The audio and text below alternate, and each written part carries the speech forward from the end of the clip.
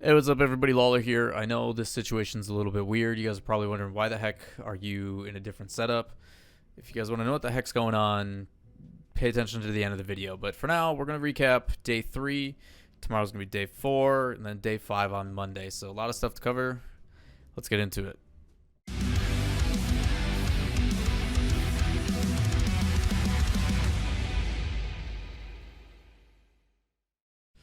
How's it going, everybody? Weird scenario. I'm very tired. I'm on like 3 hours of sleep, a lot of traveling. I'll explain at the end of the video, so if you guys want timestamps, down below. Today's video, we're going to be covering the round 4 and round 5 matches for RLCS, Fall Split Major. I'm going to kind of go through these pretty quick, just as a quick reiteration.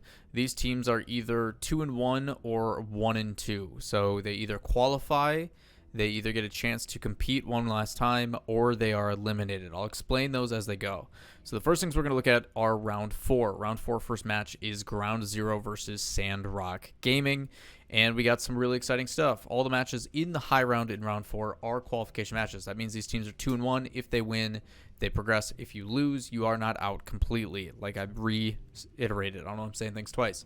But Sandrock Gaming looks really, really good in this series. Ultimately, in the middle of all this, I was dealing with some flight issues and some cancellations and stuff for the project that I'm about to talk about at the end of this video. But during these matches, primarily, Sandrock just looked more solidified positioning wise and the ability to work the field.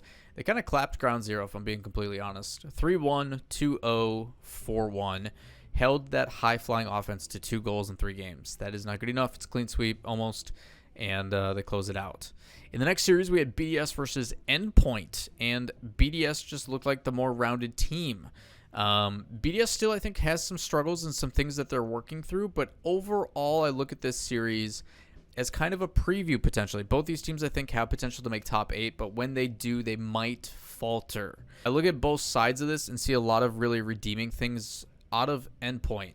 A couple things to clarify too now that I'm thinking about Endpoint. Obviously, I said Casio. Casio does not play for Endpoint. He plays for Semper.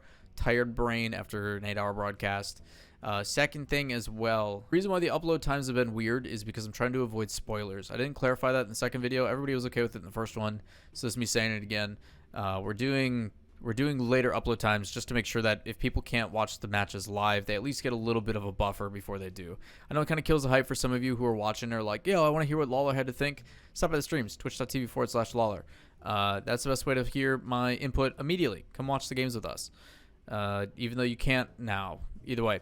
BDS brings it to 5 with Endpoint, 2 overtimes. BDS wins both those overtimes. It's 3-1 Endpoint, 1-0 BDS. 2-1 BDS, 2-1 Endpoint, and then 6-2 BDS, who really lit it up. It looked really, really good at the end there. BDS just overall looked like the more solidified team, which was good to see that balance come back in their next day. Between the two teams, there was some concerns that I had where, like, they look solid and there's consistent gameplay, and I think that's where Endpoint's strength is mostly the fact that their rotational play is very clean. I do have concerns about them when it comes to if they get put under pressure, like if a really high-flying offense team plays. I'm looking at like Dignitas or a FaZe Clan or Sandrock when they're on. Even Complexity at times I could see Endpoint struggling against, but for the most part, Endpoint against some of these teams kind of really got their flaws shown against BDS. So BDS, glad to see them close it out. Happy to see there. In the next matchup that I predicted so unbelievably wrong, but even though everybody's like, wow, that aged poorly, Complexity beats Semper 3-1. And keep in mind, this is similar to the Dignitas situation with Semper. I think Semper has something building here. I think the fact that, and I hate to concede on this, Gibbs talks about quality losses, the ability to get more matches and better experience. I think it's actually good for the teams that did not qualify right away. Teams that didn't get the day off per se and got the ability to play these matches out, I think is really beneficial. And I think you're going to see that out of Semper. I think Semper in particular looks really solid. I'll talk about more of them in round 5, but these are almost all 1-goal games. All of them but one is a 1-goal game. Very similar to the Dignitas series. I don't think we've seen exactly the true potential of Semper just yet on LAN. A lot of it, though, still proud of Shazet, the way he's playing. Talk about his positional play has been really impressive. Cassio stepping up, and then you just watch Archie. And Archie, for some reason, does not look like a rookie. He looks really, really stable. So good to see there. They do get overpowered, though, by an offense. And I say that when every game's a nail biter. So shout out to Complexity for proving some people wrong. They do make top 8 alongside BDS and Sandrock Gaming. So some diversity there in the top 8 to join FaZe and Dig. We then go to the low side. These are elimination matches. If you lose these, it's a problem. You're going home. If you win, you get a chance to go to the 2-2 round and play against those last 3 teams I said won. The first one, we get Renegades versus Furia. And shout outs to CJ and the boys. They made Furia look kind of silly. 4-3 OT, 145 in favor of Renegades. 3-2, 3-1. They swept them. Unbelievable. This is probably the best I've seen Renegades look. They came out to play and prove a point. Everybody's been talking and dogging on OCE, Furia, and scrims, this and that. This is why we kind of talk about scrims not really meaning a whole lot. I'm going to do my best scrub kill impression here in a sec. I am very parched. But I think this one just came down to Renegades having something to prove. This one felt like more of a mental game than anything, because Furia didn't necessarily play poorly, but it was Renegades' game to win, and they took it away. Thing about really fast teams like Furia is when you can disrupt that flow. If they get into a groove, they look unstoppable. But as soon as you get demos in play and stuff like that, and they can't really find a pace of their own, they tend to struggle. Renegades is one of the most Devo-heavy teams I've ever seen. Kami in particular is very, very solid at it. CJ's been getting better at it, along with his accuracy. And Fever's no slouch either. So I think the demos and stuff played a big role in that. I would have to go back and look at the stats, but the first things that come to mind is just the bump in aggression play from Renegades. They do tend to focus on that quite a bit. But accuracy has always been the question mark. It did start with a little bit of accuracy issues and a little bit of concerns, but they cleaned it up by the end. And shout outs to Renegades staying alive. Up next, G2 Envy. This one was an easy one for me. I was surprised Envy actually took game 1 2-1 over G2. I expected G2 to win this one super convincingly, just because what we've seen out of Envy so far this LAN. I had initial predictions with them and with Envy doing quite well, but they just, as soon as you saw it the first day, you're like, yeah, they got to win, but I'm not confident in this. This doesn't look good. So I had G2 the whole way on this one, and glad to see their offense and everything else did hit where it was supposed to in this series. Luckily for them, they did beat a very struggling Envy. I just think that this team was missing out on some of their core members having stronger performances. We talk about the difference between people on LAN and the jitters and stuff like that. You've been seeing that a lot more out of some of the less mechanical players, I would say, while some of the big mechanical players are really stepping up, which is crazy to see on LAN for the first time.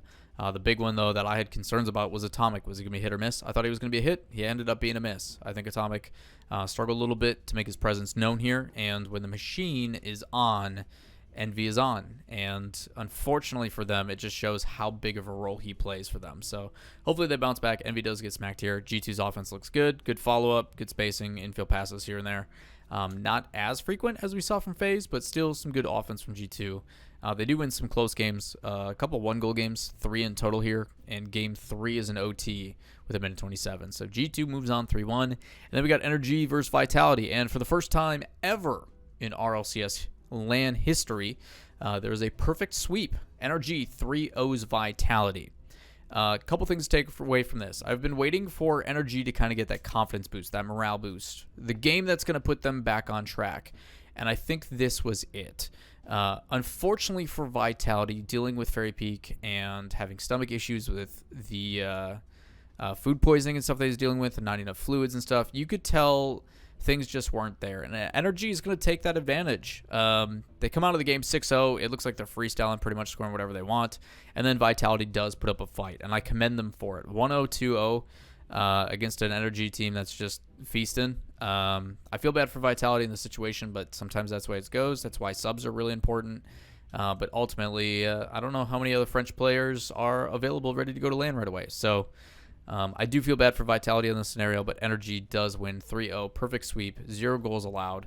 There was another one where I think it was Ground Zero versus Renegades, where if Ground Zero would have actually played in the last few seconds, they could have also perfect swept and been the first one to set that record, but Yeah, first ever perfect sweep goes to Energy. They stay alive.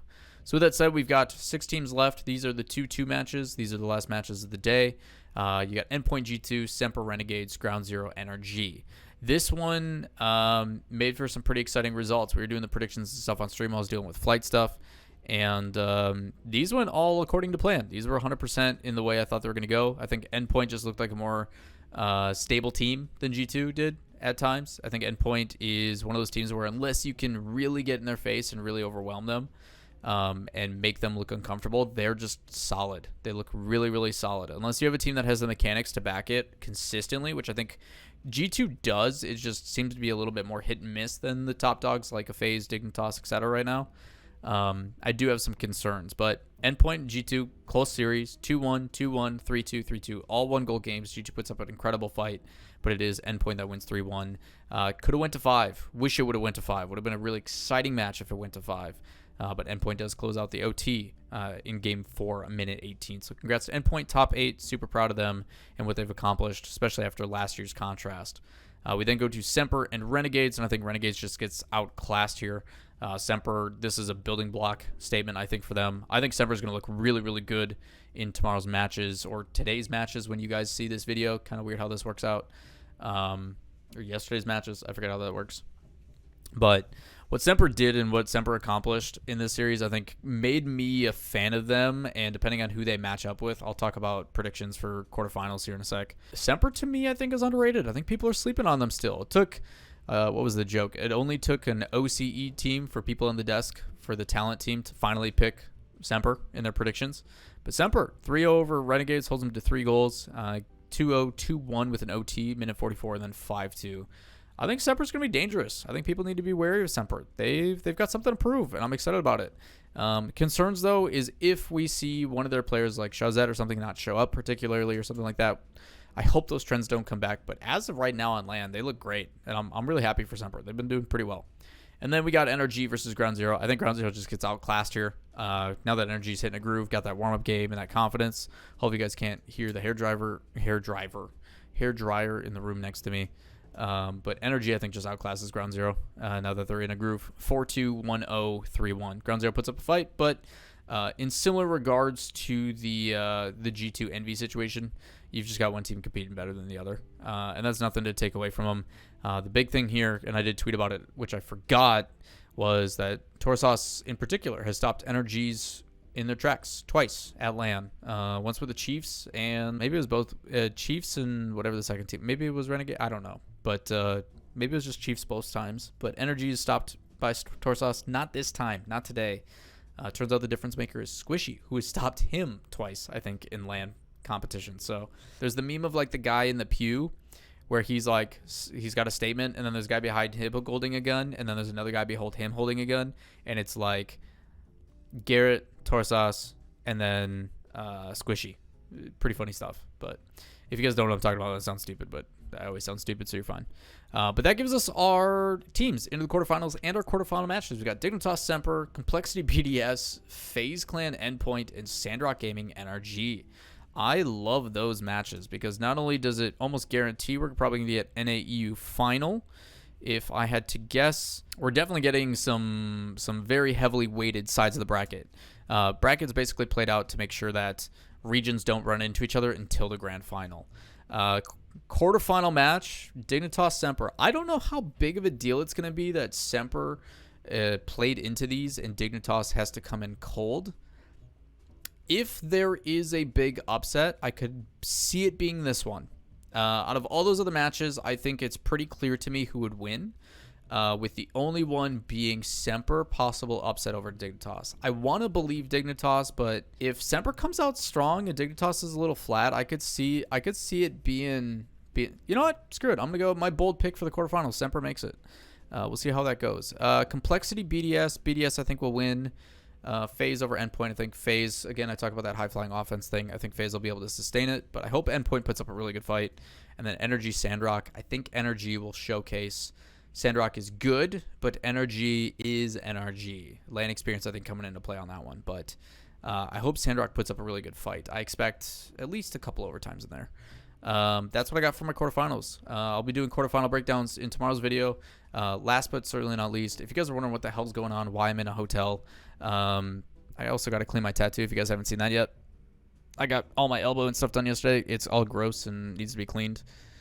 If you guys don't know, if you didn't see the Twitter announcement, I am going to be on G4 TV on Sunday. Unfortunately, no watch parties and stuff for me, but we're doing a pre-show to get you guys into the matches. So if you guys want to hang out with us and do some silly stuff with us at G4 TV on Twitch an hour before the matches start on Sunday, come hang out with us. We're going to be doing some stuff that I don't want to spoil. It's myself, Spaceman, and 2 others. I don't want to ruin the G4 talent that's going to be joining us, but it's going to be a lot of fun. I'm looking forward to it. Any questions and stuff like that, as always, let me know in the comments down below. Bracket's going to be down there below as well. And hopefully you guys enjoy the content. I'm doing what I can. I'm traveling. I've got a DSLR camera with me. I brought a decent mic. Hopefully it comes across as well, but I'm trying to do content to the best of my ability. It's just I had like a bunch of delays and stuff. I'll have a video covering the G4 trip probably next week, Wednesday or something, so stay tuned for that. If you guys don't want to miss out on that stuff, hit subscribe, notifications, and peace. We'll catch you in the next one.